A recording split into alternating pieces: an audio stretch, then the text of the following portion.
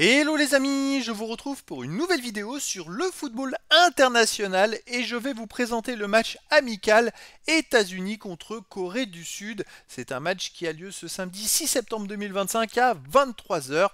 Un match qui va pouvoir permettre aux deux équipes de se tester en vue des compétitions officielles à venir, de tester des joueurs, tester des tactiques et puis surtout avec deux styles de jeu bien différents. Donc ça va être un match très intéressant dans cette vidéo pour vous présenter cette rencontre. Je vais surtout revenir sur les 10 derniers résultats, toutes compétitions confondues et les stats des États-Unis et de la Corée du Sud, ce qui nous permettra d'avoir une idée et une tendance à ce match. Alors c'est parti pour les États-Unis sur les 10 derniers matchs, c'est 4 victoires, 1 nul, 5 défaites.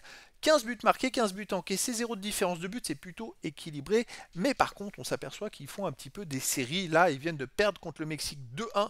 Avant, ils avaient enchaîné 4 victoires et 1 nul. Avant, ils avaient fait 4 défaites de suite. Donc voilà, c'est des séries. Ça manque de régularité. Alors, il faut voir aussi le niveau des adversaires qu'ils affrontent.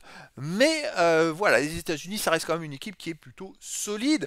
Malgré tout, on a pu le voir en juin dernier, en amical, ils ont explosé contre la Suisse 4-0. Et juste avant, ils avaient perdu contre la Turquie 2-1. Donc, est-ce qu'il y a une équipe c'est une équipe qui est en baisse de régime?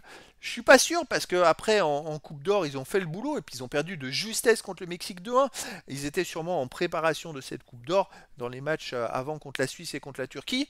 Mais voyez les matchs même encore avant, ils ont perdu contre le Canada, contre le Panama. Alors là, il va falloir voir ce que ça va donner contre la Corée du Sud qui a un style de jeu différent. Et puis la Corée du Sud est une équipe qui marche plutôt pas mal. Après, il faut voir le niveau des adversaires, mais sur les 10 derniers matchs, la Corée du Sud, c'est 6 victoires, 3 nuls, seulement une défaite, 20 buts marqués, seulement 7 buts encaissés, plus 13 de différence de but. La seule défaite, c'est contre le Japon 1-0. Mais sinon, vous voyez, avant cette défaite contre le Japon, la Corée du Sud a enchaîné 4 victoires d'affilée sans encaisser de but.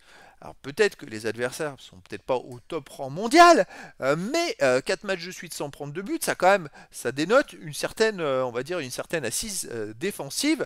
Alors c'est marrant parce que les deux équipes ont perdu leur dernier match et avant avaient fait une série quand même sympa. Donc on a deux équipes qui sont à peu près peut-être au même niveau, si ce n'est que la série de la Corée du Sud elle était beaucoup plus longue. Et puis voilà, ils ont quand même avant battu pas mal d'équipes. Il y a eu un moment de série en éliminatoire de la Coupe du Monde Asie, ils ont fait 3 matchs nuls. Hein. La Jordanie contre Oman en Palestine. Mais sinon, en règle générale, après ils se sont réveillés, ils ont enchaîné des victoires. C'est une équipe quand même qui a la culture de la victoire. Donc là, moi je trouve que c'est un très bon match amical.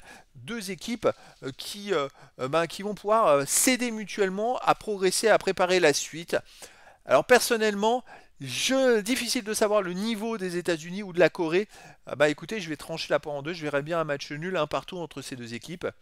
Mais après, dans le foot, tout est possible. Et donc, les amis, je vous donne rendez-vous ce samedi 6 septembre 2025 à 23 heures pour le match de football international amical États-Unis contre Corée du Sud. Voilà, les amis, je vous dis à très bientôt pour une nouvelle vidéo.